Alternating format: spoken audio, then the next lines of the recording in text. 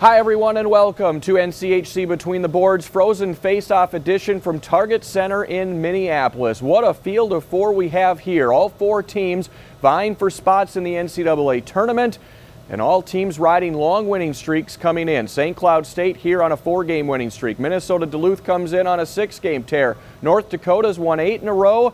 And the Denver Pioneers have won 11 straight as they are continuing to be the hottest team in the country. Minnesota Duluth, probably the team with the most to gain here, currently on the NCAA bubble, entering the tournament, needing 2 wins to solidify its spot amongst the field of 16 in the NCAA tournament. Standing in Scott Sandelin's crew's way, though, is North Dakota, a team with history in this building, back for the 3rd straight year.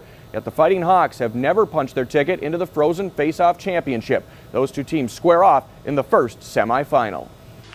And it would not take long for fans to get on their feet. Do not settle in. Just 49 seconds into the opening frame, Drake Kajula dropping one for Nick Schmaltz in the slot for the goal. And just like that, it's 1-0 North Dakota. Later in the period, UND looking to go up 2-0. Tucker Pullman with a blast skating in. But the save is made by Casimir Kaskasuo. Take another look, pad save down, no goal. So it's 1-0 after 1 in the second, just 28 seconds in. Back comes Duluth. Dominic Toninato along the goal line, fires one on net towards Cam Johnson and sneaks that one through to tie things up at 1 goal apiece. Moments later, back on the attack come the Bulldogs, and a tip out in front by Alex Iafallo beats Johnson. And it's a 2-1 Duluth lead after 2. In the third, Minnesota Duluth extending the lead. Big rip from the point by Farley, initially waved off, but after a second glance, it's a good goal, and it's 3-1 Minnesota Duluth. 2.5 minutes after that, Troy Stetcher getting North Dakota back on the board, winds and fires from the point to make it a 3-2 game, but just moments after that, Duluth back on the attack, and the puck slides out to Toninato. All alone, comes sweeping in, and that'll do it. Minnesota Duluth goes on to win 4-2, punching its ticket in the Frozen Faceoff Championship, making their debut at the Frozen Faceoff. We capitalized on an early opportunity, and throughout the game we kind of got away from that a little bit, but give their decor props. They stuck on our forwards pretty tight, and there wasn't much time and space out there to make plays. So that was kind of a factor of everything. Obviously, it wasn't the start we wanted. Getting down and not a very good first period. So we want to come out and play hard and try and play our game, bring it to them instead of have them bring it to us. So every line had it going right at the start of the second, and we went from there. A great way for Scott Sandelin's crew to begin their first ever trip here to the Frozen Faceoff, making it to the championship game. Who will they face in the championship? We'll find out next as we dig into St. Cloud State and Denver. The Huskies and Pioneers looking to go to the Frozen Faceoff Championship. Their highlights are next.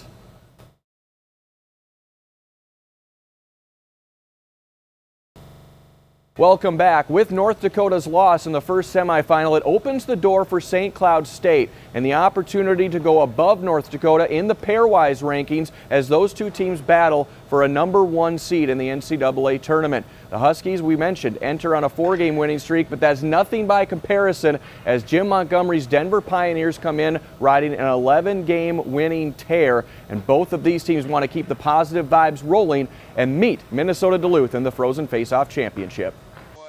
Both teams in this one coming in with some pretty potent offenses. St. Cloud State putting theirs on display in the first period, working a power play.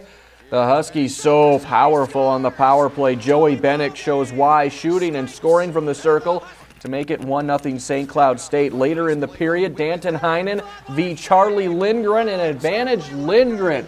Heinen on the doorstep, but Lindgren with the glove save, preserving the 1-0 St. Cloud advantage after 1. In the second, though, back comes Denver, getting on the scoreboard. Troy Terry in the slot, shoots and scores to tie things up at 1 goal apiece. Later in the period, St. Cloud State looking to answer at the other end, and Joey Bennick with a sneaky move, finding David Morley wide open on the backside as Tanner Gillette was sliding to the far post to defend the wraparound. That makes it 2-1 St. Cloud State. Move to the third, Mikey Acemont. No angle, no problem, just bounce it off the defenseman and in. That makes it a 3-1 St. Cloud State lead. Then later in the period, in fact, about 30 seconds later, though, Denver answering at the other end. Troy Terry to Evan Jansen out front. And hold everything, folks. It's a 3-2 hockey game. But late in the third, Denver with the extra attacker on, and Jimmy Schultz says, hey, Husky fans, get out of here happy. The empty netter makes it a 4-2 game, and that would be the final score as St. Cloud State punches its ticket into the Frozen Faceoff Championship for the second consecutive season. And to be honest, I think that we didn't get the puck to the net enough tonight, and I mean, that was obvious with the shots. A lot of credit to St. Cloud. I mean, they did a great job bottling us up on the walls, and they did a great job using their sticks, but we got to get to the net more. I mean, you're not going to score on a great goalie like that from perimeter shots. I don't think anyone thought it was going to be a defensive battle, but that's what it sure turned out to be. And it was a hard-fought, it was a tough hockey game, and I think one that playoff game kind of helps. I think that helps set the tone for what's to come. With the Frozen Faceoff Championship set, St. Cloud State and Minnesota Duluth have a score to settle for the right to go to the NCAA tournament automatically. The highlights from the championship game are next here on NCHC Between the Boards.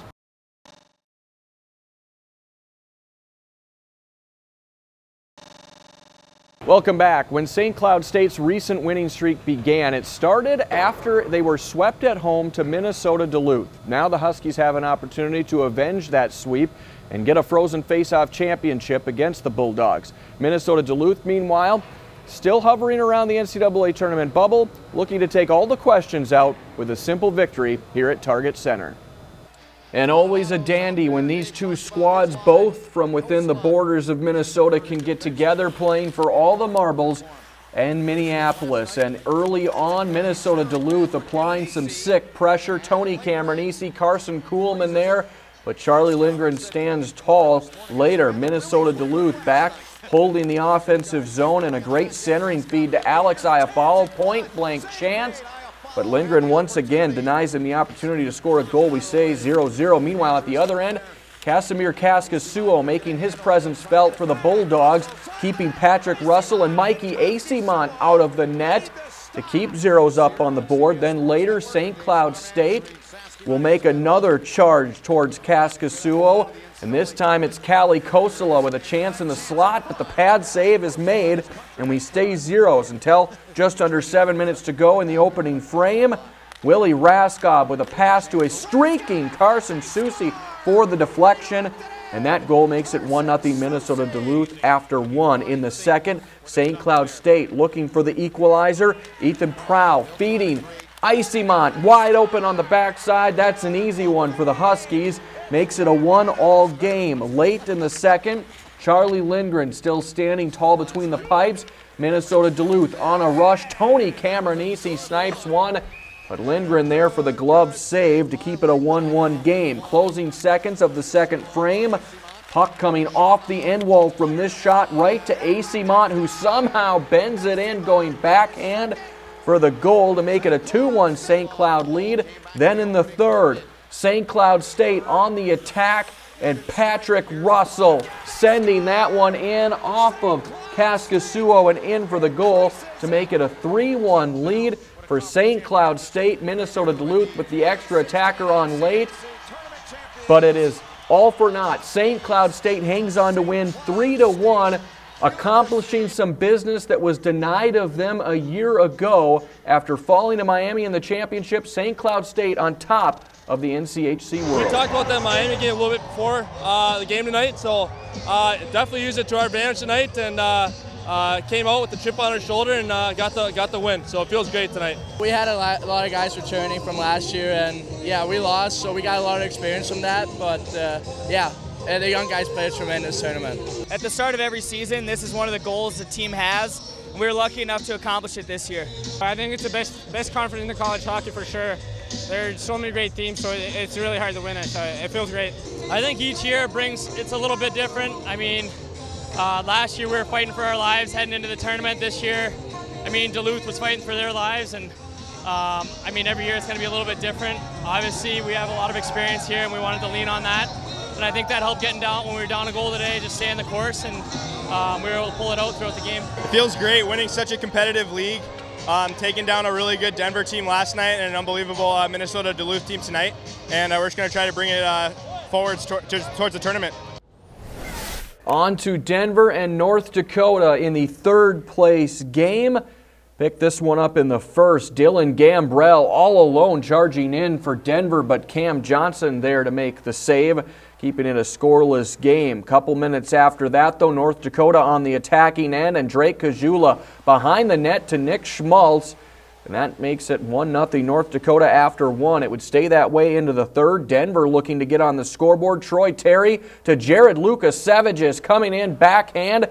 Johnson there for the save, so still a 1-0 game. With 6:39 to go, though, Denver back on the attack from the wall behind the net. Danton Heinen on the doorstep gets the game-tying goal to make it a 1-1 game. This one goes through overtime and ends in a 1-1 draw. But no harm done for either squad. Denver and North Dakota solid in the NCAA tournament. Following the games, these 6 individuals were named to the NCHC Frozen Faceoff All-Tournament team. Forwards include Mikey Acimont from St. Cloud State, Dominic Toninato from Minnesota Duluth, and Nick Schmaltz from North Dakota. Acimont was named tournament MVP for his 3 goals on the weekend. Toninato and Schmaltz each scored 2 goals in the tourney. Defensemen include Ethan Prow of St. Cloud State and Willie Raskob from Minnesota Duluth. Prow had 1 assist and a +3 rating, while Raskob tallied 3 assists. And goaltender Charlie Lindgren from St. Cloud State rounds out the team. Lindgren made 50 saves on 53 shots and guiding the Huskies to the championship. Stay with us. We're back to hand out some more hardware right after this.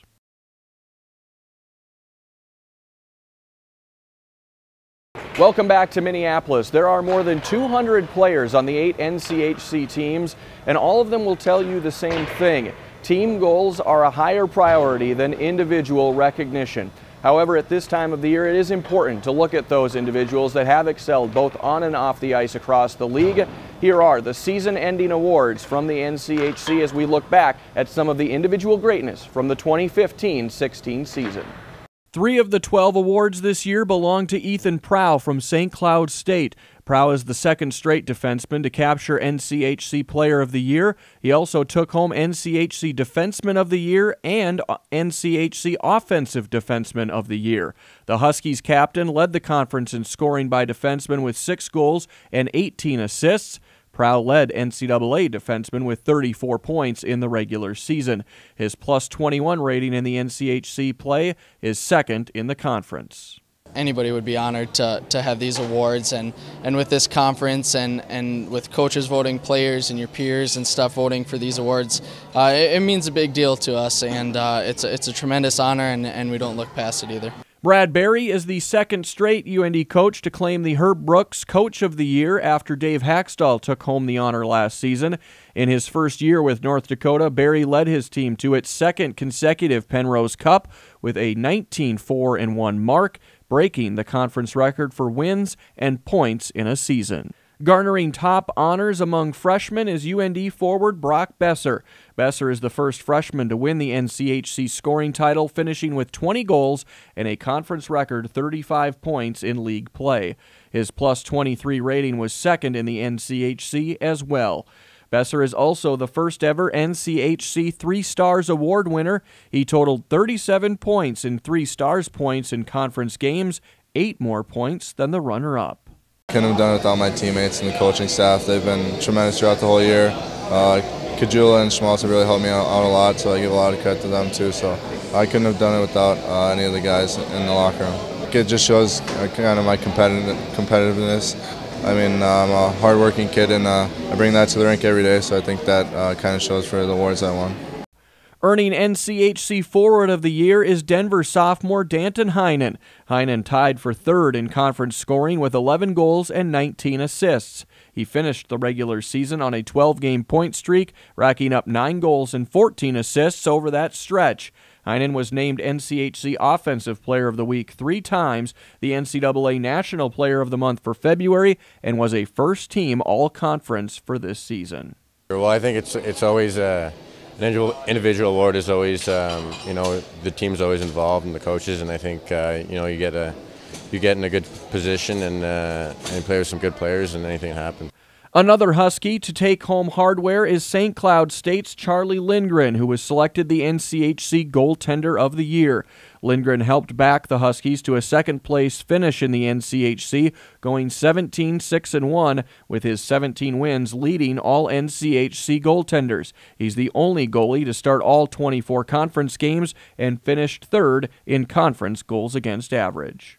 Yeah, it means a lot. I mean, it's such a great league and so many great goalies. So definitely very honored to win this award. And again, kind of Coach Brad Berry set it up there. I mean, it goes down as an individual award, but it really is a team award.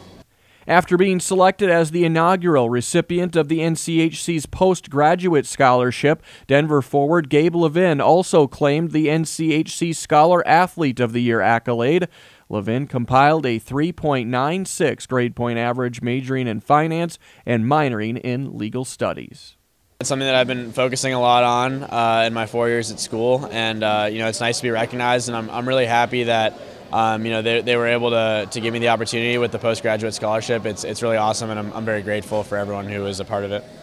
Miami senior forward Sean Corrali captured NCHC Defenseman Forward of the Year. Corrali was named to the honorable mention all-conference team this season and finished the regular season with a face-off win percentage north of 55%. The team captain also chipped in offensively for the Redhawks, leading the team in scoring with 18 points in NCHC play. When I return, I'll be joined by Brad Schlossman, the college hockey beat writer from the Grand Forks Herald, as we preview the NCAA tournament field. That's next as you watch NCHC Between the Boards.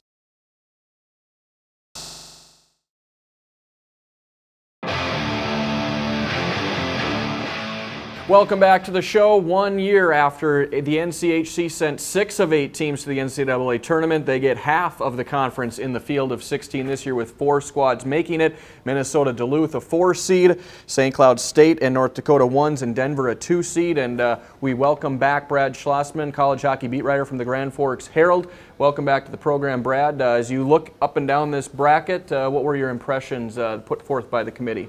Well, I think first of all, one thing that jumps out once again, it seems like it's every year this year, is how strong the number 4 seeds have gotten. All of a sudden you have a Minnesota Duluth team that's red hot, won 7 of the last 8 and heading in there with tons of momentum, and that's a 4 seed.